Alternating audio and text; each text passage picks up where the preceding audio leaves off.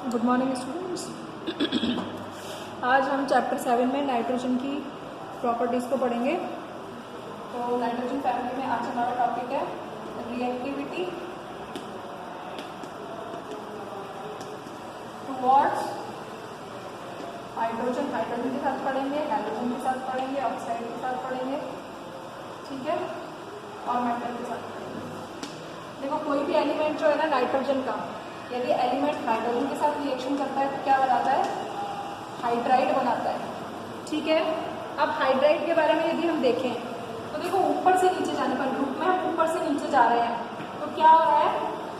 Bond dissociation enthalpy increase हो रही है। Bond dissociation enthalpy, bond dissociation enthalpy, ऊपर से नीचे जैसे जैसे हम जा रहे हैं बॉन्ड डिसोसिएशन एंथैल्पी क्या हो रही है? इंक्रीज हो रही है।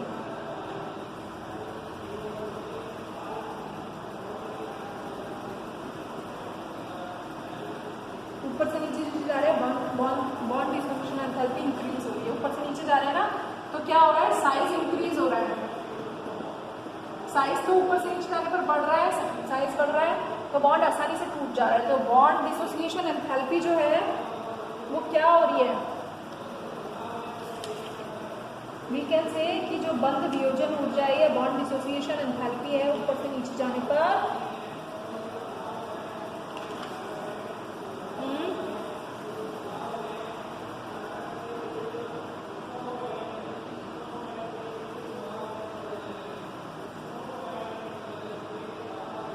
बॉन्ड डिसोसिएशन एंथैल्पी क्या हो रही है? कम हो रही है, डिक्रीज।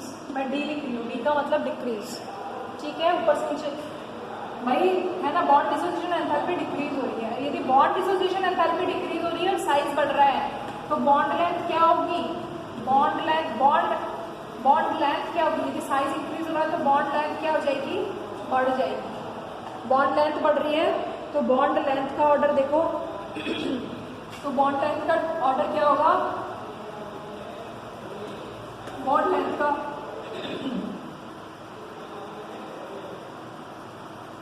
बॉन्ड लेंथ क्या हो रही है? ऊपर से नीचे जाने पर बॉन्ड लेंथ बढ़ रही है, इंक्रीज हो रही है, इंक्रीज हो रही है। ये इंक्रीज है, ऊपर से नीचे जाने पर ये डिक्रीज हो रही है, इंक्रीज हो रही है, ठीक है।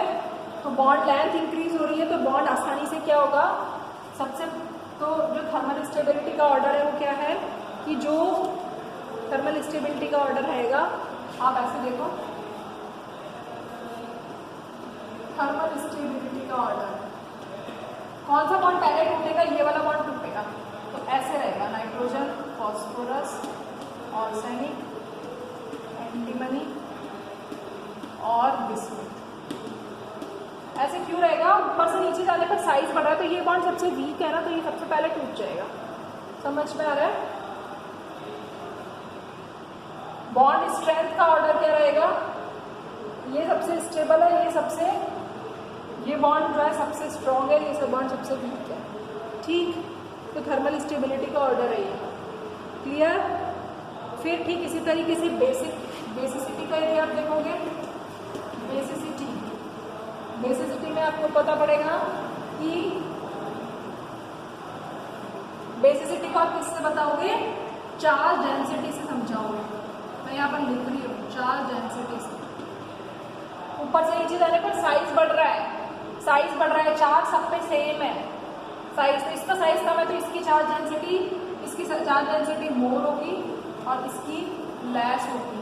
तो जिसकी चार्ज डेंसिटी मोर होगी it will give more electron, it will donate electrons easily, electron division, donate electrons easily. तो ये बेसिक है।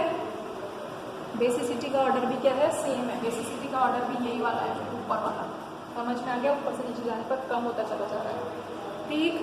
बॉन्ड एंगल का देखो, बॉन्ड एंगल को किससे बताओगे? इलेक्ट्रॉन नेगेटिविटी से बताओगे। नाइट्रोजन की सेंट्रल एटम की नेगेटिविटी ज़्यादा तो बॉन्ड एंगल भी ज़्यादा, तो बॉन्ड एंगल का ऑर्डर भी सेम रहेगा। समझ में आ रहा है? क्लियर।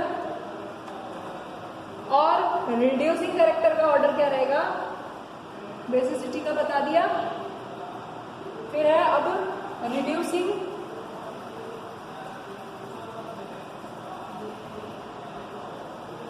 ठीक है, यहां तक समझ में आ रहा है। फिर उसके बाद रिड्यूसिंग कैरेक्टर के बारे में यदि हम देखें तो reducing character, reducing power, power या कैरेक्टर, कैरेक्टर को हम किससे देखेंगे, ऑक्सीडेशन से देखेंगे, ठीक है।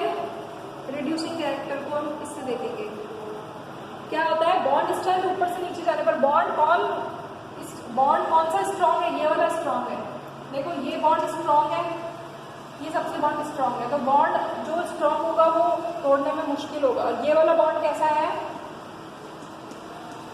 ये वीक है क्योंकि ये सबसे बड़ा है, तो ये आसानी से निकल जाएगा, ये आसानी से टूट जाएगा, इजीली ब्रेक हो जाएगा, ये इजीली ब्रेक हो जाएगा। साइज देखो ऊपर से नीचे जाने पर बढ़ रहा है, तो ये बॉन्ड सबसे बड़ा है, ये बॉन्ड सबसे बड़ा है, तो ये आसानी से ब्रेक हो जाएगा, तो हाइड्रोजन आसानी से बाहर निकल जाएगी। रिड्यूसिंग पावर का मतलब है आसानी से इलेक्ट्रॉन्स का निकल जाना, ठीक है। तो ऑर्डर ऐसे होगा, नाइट्रोजन मतलब अमोनिया, फिर phosphine, arsine, antimony and like this, ठीक है, ये हो गया। फिर ठीक इसी तरीके से अब यदि ये हैलाइड बनाते हैं, ये तो हाइड्राइड के बारे में हो गया, हैलाइड के बारे में पढ़ेंगे। तो मेटल प्लस ऑक्सीजन, ये क्या बनाते हैं, ट्राई हैलाइड और पेंटाइलाइड बनाते हैं, क्लियर। NCl3, NCl5, NCl5 नहीं बनता, बाकी सारे हैलाइड्स बनते हैं। देखो PCl5 बनता है, PCl5 बनता है, PCl3 भी बनता है, NCl3 बनता है बट NCl5 नहीं बनता क्योंकि इसमें क्या नहीं है, d ऑर्बिटल नहीं है, तो इलेक्ट्रॉन जा ही नहीं सकते, ठीक है। तो ये ट्राइक्लोराइड और पेंटाक्लोराइड बनाते हैं, क्लियर।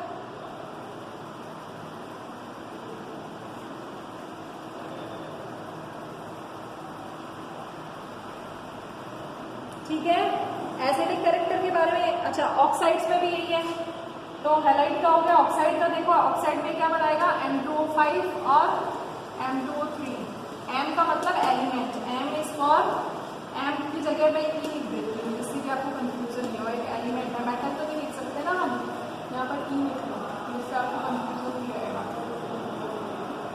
तो ये जो एलिमेंट्स हैं कौन से, 15 ग्रुप के, क्या बनाते हैं, ट्राई ऑक्साइड और पेंटाऑक्साइड दोनों बनाते हैं, क्लियर।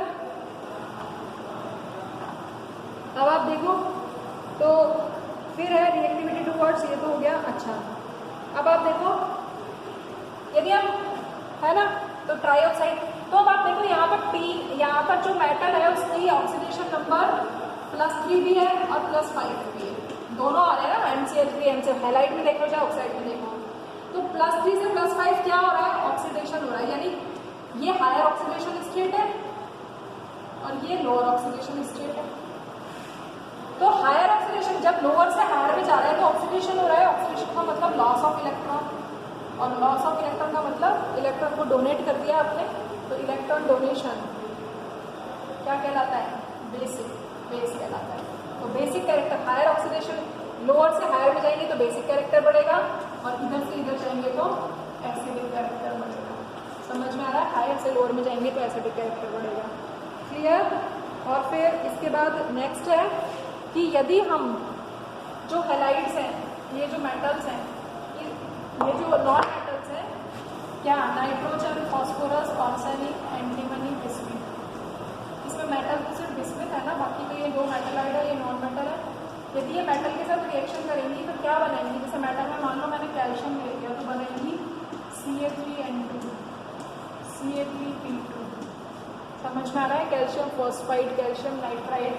ऑक्सीडेशन नंबर कैसे निकालेंगे, कैल्शियम किस ग्रुप का है, +2 का, सेकेंड ग्रुप का है, तो इसका ऑक्सीडेशन, तो ये कितना हो गया, +2 × 3, 3 एलिमेंट है ना, +2x = 0, तो ठीक है। तो कितना हो गया, J + 2x = 0, तो x की वैल्यू कितनी आ गई, -3। तो जो हेलोजन है, तो जो आपका फॉस्फोरस है, हेलोजन नहीं, जो आपका P है, इसका ऑक्सीडेशन नंबर क्या है, -3 है। समझ में आ रहा है? तो आप इतना पढ़ेंगे, फिर आगे का देखते हैं। कल हम नाइट्रोजन प्रिपरेशन पढ़ेंगे।